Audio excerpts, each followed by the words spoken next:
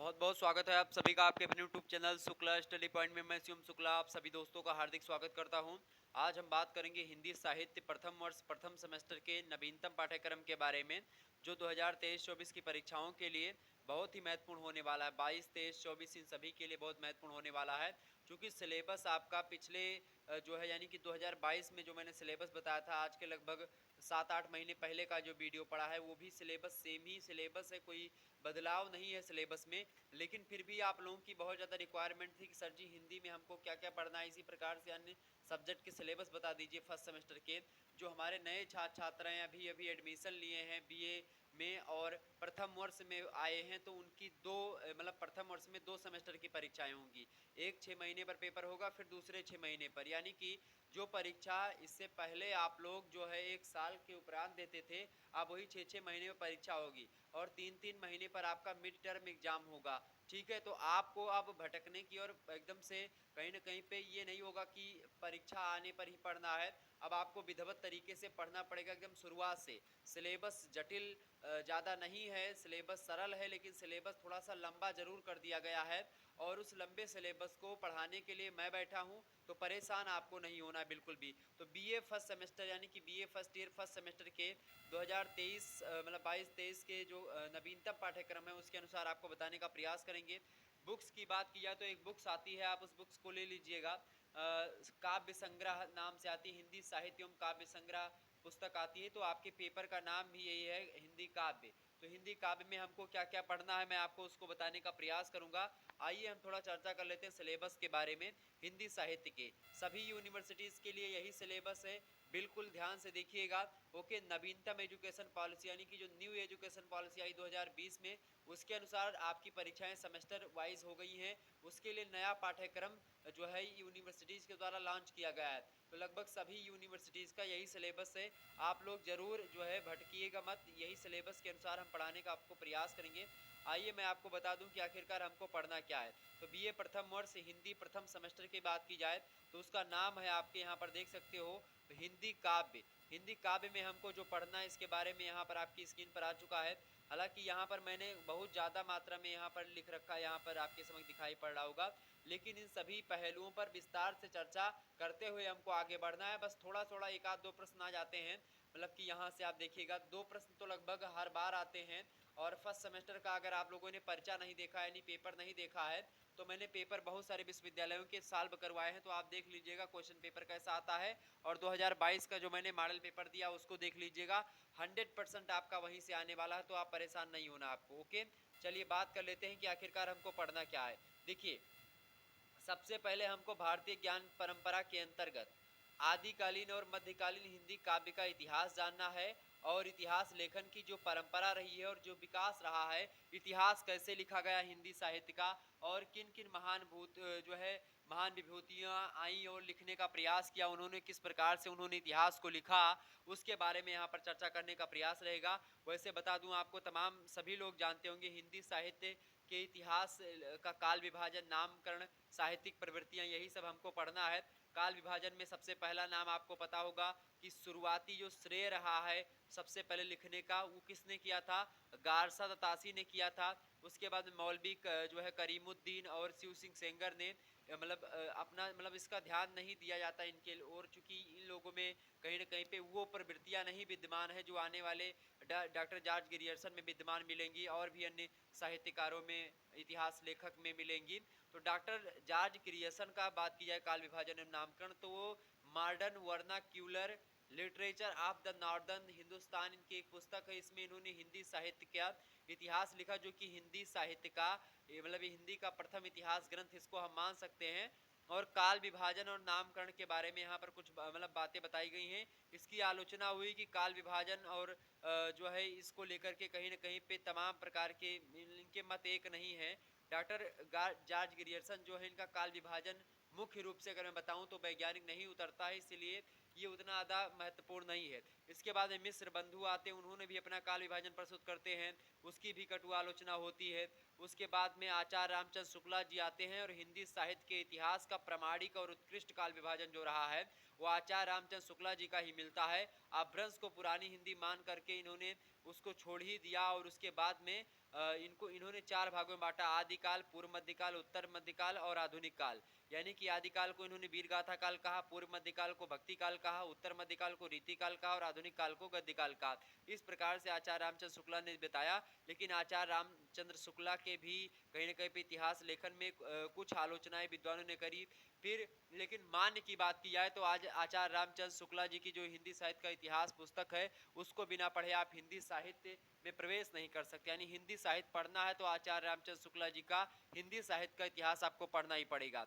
ठीक है, डॉक्टर राम कुमार वर्मा का काल विभाजन देखेंगे, इन सभी के हिसाब से आचार्य हजारी प्रसाद द्विवेदी का देखेंगे, डॉक्टर नगेंद्र का देखेंगे, इन सभी का हम देखेंगे, इन सभी की समान प्रवृत्तियों पर चर्चा करेंगे। तो आपको मैं विस्तार से यहाँ पर अगर बता दूंगा तो निश्चित तौर पर आपको एक वीडियो बनी हुई थी, विस्तार से मैंने उसमें बताया है। बस यहाँ पर मैं सिलेबस आपके लिए डिस्कस कर रहा हूँ, तो आइए चर्चा करते थोड़ा सा। तो देखिए, परंपरा और विकास की अगर बात की है हिंदी साहित्य के इतिहास की, तो भारतीय ज्ञान परंपरा के बारे में थोड़ा चर्चा और हिंदी साहित्य दोनों को कहीं न कहीं पे तुलनात्मक रूप से चर्चा करने का प्रयास करेंगे। हिंदी साहित्य का काल विभाजन किस प्रकार से विद्वानों ने किया उस पर चर्चा करेंगे। नामकरण एवं साहित्यिक प्रवृत्तियाँ, इसके बारे में चर्चा करेंगे। सिद्ध साहित्य, जैन साहित्य और रासो साहित्य और नाथ साहित्य और लौकिक साहित्य, ये सभी साहित्य आप देखिएगा तो आदिकालीन साहित्य है। कौन कौन? सिद्ध साहित्य, जैन साहित्य, रासो साहित्य, नाथ साहित्य और लौकिक साहित्य। ये ऐसे साहित्य हैं मेरे भैया जो कि कहाँ पर मिलेंगे? आदिकालीन जो है, जो विचारधारा रही है आदिकाल का जो समय काल रहा उसमें मिलेंगी। इसके बाद में भक्ति आंदोलन के उदय के सामाजिक और सांस्कृतिक कुछ कारण रहे हैं। भक्ति आंदोलन का उदय क्यों हुआ है, उनके कारणों पर चर्चा करते हुए भक्ति काल के प्रमुख संप्रदाय हुए हैं, उन संप्रदायों के बारे में थोड़ा थोड़ा जानकारी लेते हुए उनके वैचारिक आधार को भी हम समझेंगे। इसके बाद में निर्गुण और सगुण भक्ति शाखा आपको पता ही होगी। निर्गुण भक्ति शाखा में आपको पता होगा, निर्गुण में दो धाराएं बढ़ती हैं मुख्य रूप से आकर के। एक होती है निर्गुण में जो है ज्ञानाश्रयी निर्गुण शाखा, और एक होती है प्रेमाश्रयी। ज्ञानाश्रयी में आप कबीर दास का नाम सुनते होंगे, प्रेमाश्रयी में आप कुतुबन मंझन जायसी और मलिक मोहम्मद जायसी, इन सबका नाम सुनते होंगे। ठीक है, सगुण भक्ति शाखा की बात की जाए, ये भी दो खंडों में बढ़ती है, राम भक्ति शाखा, कृष्ण भक्ति शाखा। कृष्ण भक्ति शाखा में सभी को पता होगा अष्टसाव के कवि, उनमें सबसे महत्वपूर्ण कवि सूरदास जी का नाम आप लोगों ने सुना होगा। सूरसागर जैसे महाग्रंथ की रचना करी। और तुलसीदास जी को तो हिंदी साहित्य का मेरे हिसाब से नहीं, पूरे विश्व के सभी कवि जानते होंगे और सभी लोग जानते होंगे। रामचरितमानस हिंदी साहित्य को एक अमूल देन है, अवधी भाषा में लिखी गई संस्कृत तत्सम शब्दावली का प्रयोग करते हुए। अब वैसे अवधी भाषा का प्रयोग है इसमें, लेकिन ठेठ अवधि नहीं है। जो अवधि आपको मलिक मोहम्मद जायसी में मिलेगी वो अवधि आपको रामचरितमानस की तुलसीदास जी में नहीं मिलेगी। तुलसीदास जी एकदम से शुद्ध पारिष्कृत अवधि का प्रयोग करते हैं अपनी रामचरितमानस में, जबकि वो गवई अवधि का प्रयोग करते हैं मलिक मोहम्मद जायसी। ठीक है, तो सगुण भक्ति शाखा में भगवान मतलब राम भक्ति शाखा और कृष्ण भक्ति, राम भक्ति शाखा में तुलसीदास जी का नाम बहुत ही महत्वपूर्ण है। तो इस प्रकार से इन सभी के काव्य प्रवृत्तियाँ और किस किस प्रकार से इनके प्रमुख कवि और प्रमुख रचनाओं के बारे में चर्चा करते हुए आगे बढ़ेंगे। तो हिंदी साहित्य के इतिहास को भी यहाँ पर आपको जानना पड़ेगा। रीतिकालीन जो सामाजिक और सांस्कृतिक पृष्ठभूमि रही है उसको जानेंगे। रीतिकालीन नामकरण में बहुत सारे आलोचकों में, विद्वानों में मतभेद है। किन किन विद्वानों ने रीतिकाल को किन किन नामों से पुकारा है, संबोधित किया है, इस पर भी हम चर्चा करेंगे। उसकी प्रवृत्तियों को भी देखेंगे और परिप्रेक्ष्य भी उसका हम देखेंगे। रीतिकालीन साहित्य के प्रमुख भेद, रीतिबद्ध, रीति सिद्ध और रीति मुक्त प्रमुख कवियों के बारे में जानेंगे। चूंकि रीतिकालीन की बात की है, साहित्य में रीतिकाल को 3 भागों में बांटा जाता है। एक तो रीतिबद्ध, जिसमें आप देखते हैं रीतिबद्ध में जो है, अगर मैं किसी का नाम लूँ तो केशवदास का सबसे अधिक नाम प्रसिद्ध है। रीतिबद्ध काव्यधारा से जुड़े रहे, कठिन काव्य का प्रेत कहा जाता है। केशवदास की रामचंद्रिका छंदों का अजायब घर कही जाती है, बड़ी फेमस रचना है। रीति सिद्ध काव्यधारा की अगर हम बात करें तो रीति सिद्ध काव्यधारा में आपके नाम आता है बिहारी। ऐसे कवि जो रीतियों को जानते थे लेकिन रीतियों में बंद करके, यानी रस छंद अलंकार में बंद करके रचनाएं नहीं लिखी। जानते सब थे लेकिन, तो उसमें बिहारी लाल का नाम आता है। बिहारी लाल का एक दोहा बड़ा प्रचलित है, आप सभी लोगों को पता होगा, कहत नटत रीजत खिजत मिलत खिलत लज्जियात, भरे भुवन में करत है नयनन ही सौबात। ठीक है, तो बिहारी लाल के संदर्भ में और विद्वानों ने कहा कि बिहारी का दोहा जो होता है ये बहुत ज़्यादा छोटा ही होता है लेकिन घाव बहुत गंभीर करता है। कहा गया कि सत सैया के दो हरे, जो नावक के तीर, और देखन में छोटे लगे। वो कहा करते हैं भैया, घाव करे गंभीर, तो देखन में तो छोटे हैं लेकिन घाव बहुत तगड़ा करते हैं। जैसे कहते नहीं, बहुत छोट हो लेकिन बहुत खोट हो तू, तो उसी प्रकार से। तो रीति सिद्ध काव्यधारा की बात की जाए तो इसमें बिहारी लाल का प्रमुख नाम आता है, प्रतिनिधित्व करते हैं इसका। रीति मुक्त में आप देखते हैं आलम, बोधा, ठीक है। घनानंद की बात की जाए तो ये रीत मुक्त में मतलब रीतियों से एकदम से मुक्त होकर के रचना देते थे। नायिका प्रेम पर एक लोग एकदम से, ये लोग वियोगी कवि हैं। रीत मुक्त धारा ऐसी धारा जिसमें लोग एकदम से ब्रेकअप वाले कवि हैं। आप देखिए घनानंद, आलम, बोधा, इन सभी को देखिएगा तो ये सब कहीं ना कहीं पे सुजान नामक एक वैश्या होती है, घनानंद को छोड़ देती है। मतलब घनानंद पहले से कोई कांटेक्ट नहीं होता है घनानंद का, लेकिन ये राजा के दरबार में कुछ होता है, उसका हाथ पकड़ते चलो आओ चले। घनानंद एक राज दरबारी कवि होते हैं और सुजान जो होती है वैश्या होती है, जो है नाच वगैरह करती है। तो घनानंद जो है उससे प्रेम तो करते हैं, लेकिन उस वैश्या को शायद नहीं पता होता कि मुझसे प्रेम करते हैं। राज दरबार में कुछ बात होती है, मतलब राजा से कुछ अनबन हो जाती है इनकी, घनानंद जी की। तो ये कहते हैं कि अब भाई अकेले निकलना, तो बड़े ताव से घनानंद जी गए और पकड़ा उनका हाथ सुजान का, कहा कि चलो आओ चलते हैं, चले कहीं अलग आसियाना बसाते हैं, कहीं हिमालय पर्वत पर या अन्य स्थानों पर। तो जैसे हाथ पकड़ा उसने कहा कि अरे ये क्या कर रहे हैं आप, हाथ छोड़िए थोड़ा। तो हाथ छोड़ दिया। उसी समय जो है कहीं न कहीं पे, जैसे तुलसीदास जी कहते भी हैं कि शिव संकल्प कीन मन माही, यह तन सती भेंट अब नाही। सेम वही प्रोसेस अपनाते हैं घनानंद जी। और घनानंद जी फिर चले जाते हैं भाई, मतलब कि वहाँ से, और जा करके अपने वियोग को उन्होंने अपनी लेखनी का और साहित्यिक दृष्टि प्रदान करते हुए उसको लिपिबद्ध किया। और आज हमारे समक्ष जो सुजान सागर से लेकर के तमाम प्रकार की ऐसी रचनाएं आती हैं जो कि हम आप पढ़ते हैं उसमें डूब जाते हैं एकदम से। तो ये रीति मुक्त, रीतिबद्ध और रीति सिद्ध काव्य धारा। हम चर्चा करेंगे प्रमुख कवियों के बारे में और उनके काव्य के बारे में। आपका जो दूसरा इकाई या दूसरे कहीं न कहीं पे आपका जो चैप्टर होगा उसमें आप देखिएगा आधुनिक कालीन काव्य का इतिहास।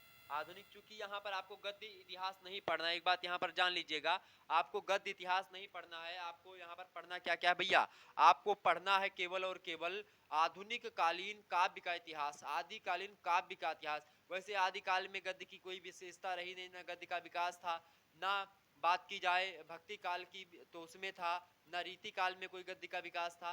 गद्य का विकास तो आकर के आधुनिक काल में हुआ ना। तो इसीलिए यहाँ पर जो है सिलेबस में ये अंकित करवाना पड़ा कि आधुनिक कालीन काव्य का इतिहास, चूंकि आधुनिक काल में गद्य साहित्य की विधा में आप देखते हैं नाटक, निबंध, इन सभी कहानी, उपन्यास, रिपोर्टाज, डायरी, संस्मरण, रेखा चित्र आदि उपन्यास, मतलब कि आदि गद्य विधाओं का प्रचलन विकास हो चुका था। अन्य पत्र पत्रिकाएं संपादित हो रही थी। तो 1850 के बाद आप देखेंगे, 1843 के बाद या 1857, तीन पहलू माने जाते हैं मतलब कि आधुनिक काल की शुरुआत के। तो 1850 से मैं मान लेता हूँ भारतेंदु हरिश्चंद्र का जन्म हुआ था वहीं से। तो यहाँ से गद्य काल की भी शुरुआत होती है। ओके, तो गद्य हमको नहीं पढ़ना है, गद्य आपको थर्ड सेमेस्टर में पढ़ना पड़ेगा। बीए थर्ड सेमेस्टर में आपको गद्य साहित्य पढ़ना पड़ेगा। ठीक, तो आधुनिक कालीन काव्य के इतिहास की बात की है तो सामाजिक और सांस्कृतिक पृष्ठभूमि देखेंगे हम। नामकरण आदिकालीन मतलब कि आधुनिक काल का कैसे कैसे लोगों ने किया, क्या प्रवृत्तियां रही आधुनिक काल की, और 1857 का जो प्रथम स्वतंत्रता संग्राम हुआ है उसका और सांस्कृतिक पुनर्जागरण, इनको भी हम चर्चा करेंगे, क्योंकि इनका प्रभाव आप देखिएगा समाज पर पड़ा। और समाज जो होता है, मतलब साहित्य जो होता है समाज का दर्पण होता है, इसीलिए समाज पर जब भी कोई बदलाव होगा, जब भी कोई प्रभाव पड़ेगा तो साहित्य पर भी उसका प्रभाव पड़ेगा, ये बात ध्यान रखिएगा। तो उसको चर्चा करने हमको पड़ेगा। और हिंदी नवजागरण के बारे में हम चर्चा करेंगे, भारतीय युग के बारे में, द्विवेदी युग आता है, छायावाद, इन सभी की प्रवृत्तियां, इन सभी के प्रमुख कवि, ठीक है, इनका क्या योगदान रहा छायावादियों का द्विवेदी युग के भारतेंदु। वैसे भारतेंदु युग में आप देखते हैं जो है खड़ी बोली का विकास, मतलब खड़ी बोली का उदय होता है कविता के रूप में। द्विवेदी युग में उसका परिमार्जन और परिष्कृत रूप महावीर प्रसाद द्विवेदी के सानिध्य में होता है। और छायावाद में आकर के खड़ी बोली का विकास चार महान उन्नायक प्रसाद पद निराला और महादेवी वर्मा के सानिध्य में आकर के काव्य एकदम से चकाचौंध में आकर के छायावादी रोमानियत का शिकार हो जाता है। और कहीं न कहीं पे छायावाद अब एक प्रकार से आत्म अभिव्यंजना की एक विशेषता बन करके प्रेम निरूपण और प्रकृति चित्रण के माध्यम से लगातार जो है वो कहीं न कहीं पे पाठकों को अपनी ओर आकर्षित करता है। भले ही छायावाद की आलोचना बड़े बड़े आलोचकों ने की है, लेकिन फिर भी छायावाद आधुनिक हिंदी साहित्य का स्वर्णकाल कहा जा सकता है, इसमें कोई दो राय नहीं है। तो उत्तर छायावाद की विविध, उत्तर छायावाद मतलब कि जैसे कि प्रगतिवाद हो गया, प्रयोगवाद हो गया, नई कविता, फिर उसके बाद में अकविता, ठीक है, समकालीन कविता यानी साठोत्तरी कविता, इन सभी के बारे में इनकी वैचारिक प्रवृत्तियों पर चर्चा करेंगे। प्रगतिवाद, प्रयोगवाद, नई कविता, समकालीन कविता। प्रगतिवाद 1943 से लेकर के, देखिए यहीं पर मैं आपको समझा दूं कि इसका इतिहास क्या है, 1 मिनट में समझ लीजिएगा, भटकने की आपको आवश्यकता नहीं पड़ेगी। देखिए मैं 1 मिनट बता दूं आपको जैसे मान लेते हैं 1800 जो है 50 से जो है शुरू होता है भारतेंदु युग, 1900 तक चलता है भारतेंदु युग।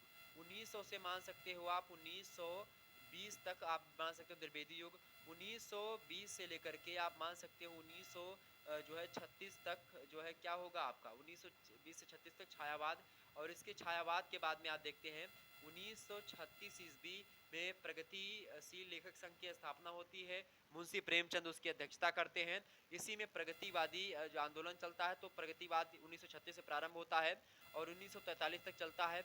होता है 1943 ईस्वी में तार सप्तक, प्रथम तार सप्तक का प्रकाशन अज्ञे जी के सानिध्य में होता है।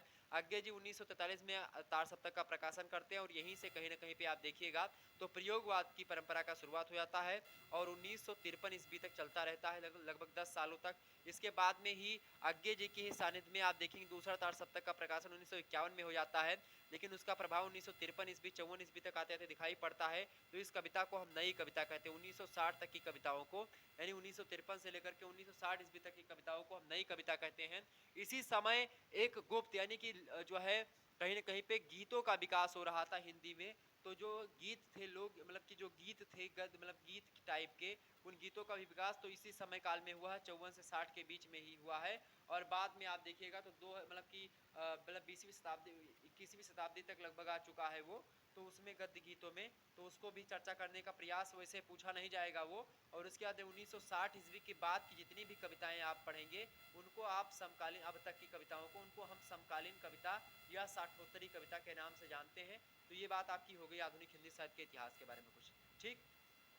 तो इन सभी चीज़ों के बारे में हम चर्चा करने का प्रयास करेंगे। प्रमुख साहित्यकार देखेंगे और साहित्यिक विशेषताएं हर एक वाद की, प्रगतिवाद की साहित्यिक विशेषताएं, प्रयोगवाद की, नई कविता की, समकालीन कविता की। नई कविता और प्रयोगवाद इन दोनों का कहीं ना कहीं परिवर्तन करने का श्रेय किसको जाता है? तो इसका परिवर्तन करने का श्रेय जाता है किसको भाई? तो जाता है अज्ञे जी को। प्रगतिवाद की बात की है तो रामधारी सिंह दिनकर जी की मतलब प्रतिनिधि कवि मान सकते हैं इनको। द्विवेदी युग और भारतेंदु युग और नवजागरण युग, इन सभी में भारतेंदु युग तो भारतेंदु जी, द्विवेदी युग का नाम महावीर प्रसाद द्विवेदी के नाम पर ही पड़ा है। छायावाद में प्रसाद पंत, निराला, महादेव वर्मा चार उन नायक हैं, तो ये सब आपको पता ही हो गया। तो यही सब पढ़ना है हमको। उसके बाद में आप देखिए आदिकालीन, कुछ सिलेबस में आपके आदिकालीन कवि हैं और उनकी चीज़ें आपके पाठ्यक्रम में संकलित है। तो आदिकालीन कवियों में हमको विद्यापति की लगभग और लगभग तीन जो है रचनाएं मतलब तीन पंक्तियां पढ़नी पड़ेंगी। वो पंक्तियां कौन कौन सी हैं? देखिए विद्यापति पदावली उसका संपादन किया है आचार्य राम लोचन शरण जी ने। तो उसी में आप देखेंगे इनकी पुस्तक में मिलेगा, लेकिन जो पुस्तक आप ले लीजिएगा पुस्तक का नाम है हिंदी साहित्य एवं काव्य संग्रह। उसमें आपको मिल जाएंगे सब एक सीरियल से। तो देखिए राधा की वंदना हमको पढ़नी है, श्री कृष्ण प्रेम पढ़ना और राधा प्रेम पढ़ना है। अच्छा इन सभी की वीडियोज आपको कहाँ मिलेगी? वैसे मैंने जो है बीए फर्स्ट सेमेस्टर में पढ़ा रखा है ऑलरेडी पहले से ही, तो आप एक बार जरूर देख लीजिएगा। बीए फर्स्ट सेमेस्टर का जो 2022 में क्लासेस हुई थी आपकी, वो प्लेलिस्ट में आपको बिल्कुल फ्री में यूट्यूब पर ही अवेलेबल करवा दी गई हैं। आप हर एक कविता की व्याख्या, उसके सौंदर्य तत्व और उसकी विशेषता और भाव साम्य इत्यादि देख सकते हैं। तो आप जरूर एक बार विजिट करिएगा शुक्ला स्टडी पॉइंट चैनल पर और प्लेलिस्ट में उसके जाइएगा। आपको वहाँ पर हिंदी साहित्य के संपूर्ण पाठ्यक्रम का जो कोर्स होता है बिल्कुल फ्री में प्लेलिस्ट में अवेलेबल करवा दिया गया है। आप लोग इन सभी कविताओं की व्याख्या वगैरह देख सकते हैं बिल्कुल फ्री में। और इसके बाद में आपकी गोरखनाथ आपके पाठ्यक्रम में आदिकालीन कवियों में संकलित हैं। गोरखबानी जो पुस्तक है इसके संपादक हैं पीताम्बर दत्त बर्थवाल गोरखबानी, ठीक है। और इसमें आपको शब्दी पढ़नी है, शब्दी और इनके कुछ पद पढ़ने हैं। शब्दी माने होता है शब्द, ठीक है। तो इनके शब्दी की अगर बात की जाए तो देखिए इनका संख्या 2 शब्दी, 4, 7, 8 और 16, ये लगभग 5 शब्दी इनकी आपको पढ़नी है, दोहे में होती है। और ये राग राम श्री में आप देखिएगा तो 10वां और 11वां दोहा पढ़ना है। तो इस प्रकार से गोरखनाथ की ये दो पंक्तियां आपको देखनी पड़ेंगी। इसके बाद में आप देखेंगे अमीर खुसरो आपके पाठ्यक्रम में संकलित है। अमीर खुसरो का व्यक्तित्व और कृतित्व भी आपको यहाँ पर जानना पड़ेगा। और मतलब एक उसके मतलब व्यक्तित्व और कृतित्व जानने के बाद में भी एक पुस्तक की है डॉक्टर परमानंद की, संपादन किया उन्होंने, अमीर खुसरो व्यक्तित्व एवं कृतित्व। तो इस पुस्तक में इनकी कुछ कव्वालियाँ हैं, कुछ गीत हैं, कुछ दोहे हैं, इनको आपको पढ़ना है। तो कव्वाली पढ़ना है हमको, ठीक है, गीत पढ़ना है और दोहे पढ़ना है। अब दोहे जो पढ़ना है, गोरी सोवे सेज पर मुख पर डाले केस, इस प्रकार से है। खुसरो रैन देख मैं चकवा चकवी सेज सुनी, ये सब आपको पढ़ना पड़ेगा। मैंने सभी की व्याख्या ऑलरेडी बता दी है। एक आप लोगों ने सुना होगा कि छापा तिलक तज दीन्ही रे तो से नैना मिलाई के, प्रेम बटी का मदवा पिला के मतवारी कर दीन्ही रे मोह से नैना मिलाई के, खुसरो निजाम पे बलि बल जइए मोहे सुहागन कीन्ही रे मोह से नैना मिलाई के। ये जो है कव्वाली है, ये बढ़िया कव्वाली है और इसका पाठ भी आप यूट्यूब पर देख सकते हो। एक जो है कुमार विश्वास जी के साथ मैथिली ठाकुर जी का शायद ये प्रोग्राम भी था, इसको उन्होंने गाया था। तो ये अमीर खुसरो जी का है, ठीक है। तो ये बहुत ही महत्वपूर्ण है, ये आपके एग्जाम में जरूर आता है। आगे देखिएगा और भी मैं चीज़ों को बताने का प्रयास आपको करूंगा, और भी पाठ्यक्रम में आपके क्या क्या संकलित है। अब देखिए आदिकालीन से 3 कवि आपके पाठ्यक्रम में है। बात की जाए भक्तिकालीन साहित्य की, तो भक्तिकालीन साहित्य में आप देख सकते हो भक्तिकालीन सगुण कवियों में आप देखेंगे सूरदास जी संकलित हैं और गोस्वामी तुलसीदास जी। सूरदास जी का भ्रमर गीत सार जो पुस्तक है उसके संपादक हैं आचार्य रामचंद्र शुक्ला जी। उसमें पद संख्या 7, 21, 23, 24 और 26 आपके पाठ्यक्रम में संकलित है।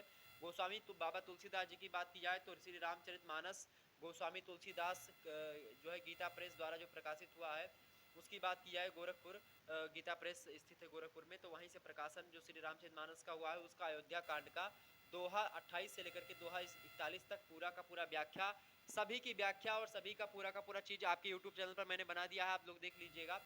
और वैसे बात करूं अगला भक्तिकालीन निर्गुण कवि। भक्तिकालीन निर्गुण कवियों की अगर हम बात करें तो उसमें कबीर को पढ़ना पड़ेगा हमको। कबीर दास जो है संपादक श्याम सुंदर दास, कबीर दास नाम से पुस्तक इन्होंने संपादन की श्याम सुंदर दास जी ने। तो उसमें हमको गुरुदेव का अंग पढ़ना है, दोहा संख्या 1, 6, 11, 17 और 20। वीरों को अंग पढ़ना है 4, 10, 12, 20 और 33 नंबर का, ठीक है। इन सभी की व्याख्या हो चुकी है, आप लोग देख लीजिएगा एक बार। मलिक मोहम्मद जायसी ये भी भक्तिकालीन निर्गुण कवि ही हैं प्रेमासरई के। तो मलिक मोहम्मद जायसी ये पुस्तक इसका संपादन किया आचार्य रामचंद्र शुक्ला जी ने ही। मान सरोदक खंड से लगभग 1 से लेकर के 6 पद जो है आपको पढ़ने पड़ेंगे, पूरी व्याख्या मैंने पढ़ाई है, आप देख सकते हैं। बात की जाए रीतिकालीन कवियों की, तो रीतिकालीन कवियों में केशव दास की कवि प्रिया प्रकाश जो पुस्तक है इसको लाला भगवान दीन ने प्रकाशित करवाया है, संपादन किया है। उसके तृतीय प्रभाव का 1, 2, 4 और 5 ये संख्या के जो है पद आपको पढ़ने पड़ेंगे केशवदास के। उसके बाद में बिहारी लाल, चूंकि केशवदास रीतिबद्ध परंपरा के तो एक रीतिबद्ध कवियों के बारे में पढ़ना पड़ेगा। एक बिहारी लाल रीति सिद्ध के, तो बिहारी लाल के बारे में बिहारी रत्नाकर पुस्तक है, जगन्नाथ दास रत्नाकर उसके संपादक हैं। प्रारंभ के 10 दोहे बिहारी के हमको पढ़ने मजा आ जाएगा पढ़ने में, मैंने पूरी व्याख्या बता दी है।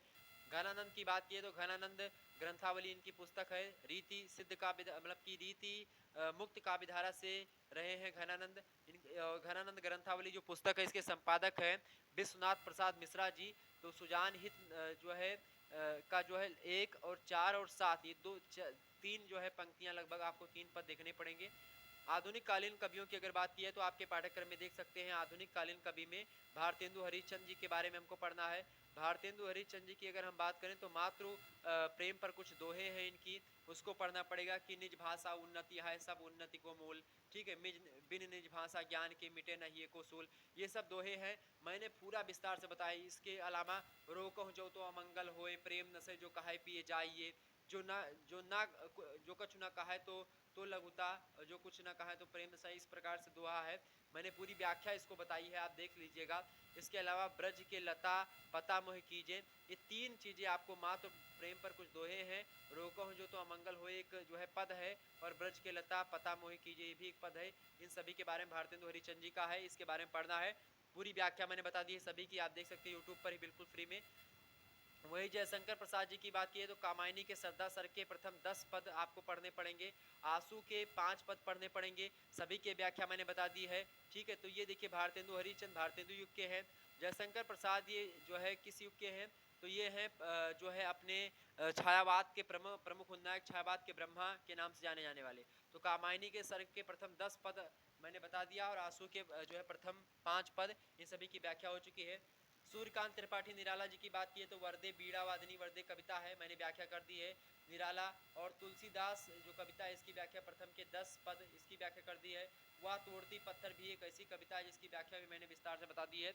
तो आप सूर्यकांत त्रिपाठी निराला जी के बारे में और सभी का महासंग्राम वीडियो भी पढ़ा दिया, तो आप महासंग्राम वीडियो भी देख लीजिएगा, पूरा सिलेबस कवर कर रखा था मैंने लगभग, और उसको देख लेंगे एक बार सभी लोग। बात की जाए अगला, वही सब आएगा वही जो पढ़ाया है, ठीक है। तो बार बार अगर आप वही पढ़ लेंगे तो ज़्यादा बेटर रहेगा, सब वीडियो एकदम से अवेलेबल है, खूब दबा करके पढ़ लो। उसके बाद में अगर आप लोग कहेंगे तो मैं आप देखिए मॉडल पेपर वगैरह मैं विस्तार से 4-5 मॉडल पेपर आपका सेट कर दूंगा विस्तार से कौन कौन से प्रश्न आने वाले हैं उनको जरूर देख लीजिएगा। बाकी जो पुराने सिलेबस मैंने continue chapter wise video provide करवाए थे उसको जरूर देख लीजिएगा। सुमित्रानंद पंत की बात की है तो मौन निमंत्रण की कविता पढ़नी है हमको, प्रथम रश्मि कविता पढ़नी है, प्रथम रश्मि का आना रंगीण तूने कैसे पहचाना। ठीक है, ये एक रंगीण माने पंछी, तो पंछी किस प्रकार से सूर्य की प्रथम रश्मि प्रथम किरण को कैसे पहचानता है, मनुष्य नहीं पहचान पाता है लेकिन चिड़िया पहचानती है, ये एक प्रकार से इसमें बताया गया है। या आ धरती कितना देती है, ये भी बड़ी अच्छी कविता है। तो ये सभी तीनों कविताओं की व्याख्या मैंने बता दी है, देख लीजिएगा। बात की जाए महादेव वर्मा की तो महादेव वर्मा बीन भी हूँ मैं तुम्हारी रागनी भी हूँ, फिर विकल हैं प्राण मेरे, यह मंदिर का दीप इसे नीरो जलने दो। ये तीन कविताएं हैं, इन तीनों कविताओं की व्याख्या मैंने बता दी महादेव वर्मा की, देख लीजिएगा आप। तो इतना लगभग मैंने पढ़ा ही दिया है। बात की जाए जो है आपका छायावदोत्तर कवि और हिंदी साहित्य में शोध की, ये 8वीं इकाई आपके पाठ्यक्रम की है। तो आज्ञे जी के बारे में यहाँ पर पढ़ना है। आज्ञे जी का नदी का दीप, यह दीप अकेला और कलगी बाजरे की, तीन कविता की व्याख्या ऑलरेडी हो चुकी है, आप लोग देख सकते हो, और शायद हो चुकी है कि नहीं हो चुकी है ये मुझे कंफर्म नहीं है, लेकिन शायद लगभग मैंने कुछ पढ़ाया इनमें से। ठीक, मुक्तिबोध की बात की तो विचार आते हैं भूल गलती, ये दो कविताएं हैं, इसकी व्याख्या हमको देखनी है। नागार्जुन का अकाल और उसके बाद और बादल को घिरते देखा है, अमल धवल गिर के शिखरों पर बादल को घिरते देखा है। ठीक है, कालिदास सच सच बचलाना कि रोया था यक्ष कि तुम रोए थे। तो इस प्रकार से इस नागार्जुन के बारे में हम चर्चा करने का प्रयास करेंगे। धर्मवीर भारती की बात की तो बवाई का गीत और कविता की मौत, ये तो ये अज्ञे, मुक्तिबोध, नागार्जुन, धर्मवीर भारती, ये सब छायावदोत्तर कवि हैं, प्रगतिवाद प्रयोगवाद से संबंध रखने वाले, बहुत ही महत्वपूर्ण। दूसरा तार सप्तक अज्ञे जी का जो प्रकाशन है इसके बारे में देखिएगा। धूमिल जी जो हैं इनके बारे में हमको पढ़ना पड़ेगा, धूमिल को छोड़ ही नहीं सकते हैं आप। सुदामा प्रसाद पांडे धूमिल एक ऐसे कवि हैं जो कि हूबहू जैसी भाषा का प्रयोग जहाँ पर करनी चाहिए वैसी भाषा का प्रयोग करते हैं, और जिस प्रकार से कटु आलोचना और व्यंग करना चाहिए नेताओं पर उस प्रकार का व्यंग करते हैं। संसद सड़क तक, मोचीराम कविता, ये सब ऐसी कविताएं हैं। रोटी और संसद, ये सब कविताओं की व्याख्या मैं बताऊंगा विस्तार से, बहुत ही मजा आएगा जब इसको पढ़ेंगे।